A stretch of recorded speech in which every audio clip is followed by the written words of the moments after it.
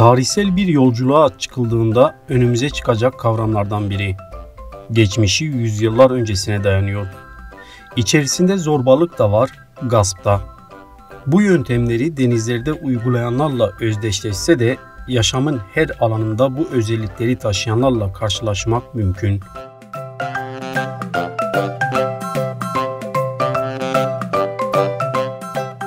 Evet değerli izleyiciler, bu hafta ele alacağımız kavram korsan. Dilerseniz tanım bölümüne geçmeden önce hep birlikte yönümüzü sokağa çevirelim ve halka kulak verelim.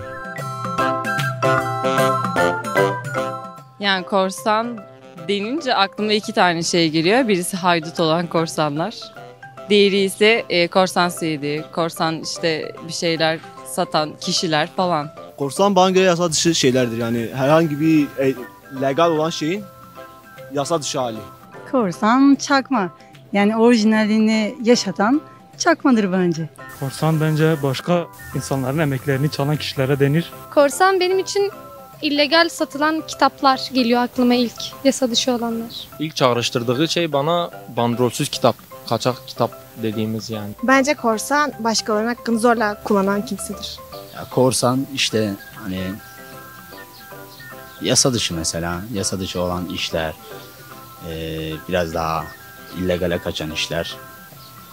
Onun dışında ne bileyim diyorum ya korsanlar işte böyle yani. Korsan bana göre bir şeyin yasal olmamasıdır. Mesela örneğin şöyle vereyim, bir şeyin gerçeklikten çıkıp yasal boyuta girmesidir. Korsan bizim için ucuz kitap demek. Hakkı olmayan parayı alan kişi. Emek hırsızı, Jack Sparrow. Başkasının emekleriyle para kazanan kişi.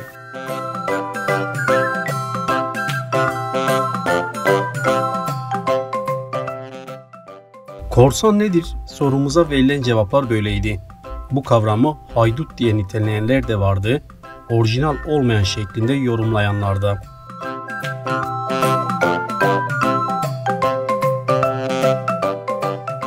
Sırada tanım bölümümüz var.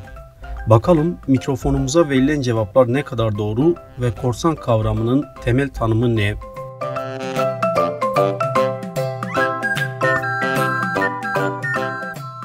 Başkalarının hakkını zorla kullanarak ele geçiren kişilere korsan denir.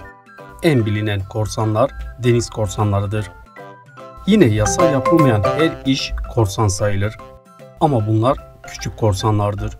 En büyük korsan toplumun tüm değerlerini çeşitli hile ve zor kullanarak ele geçiren devlettir.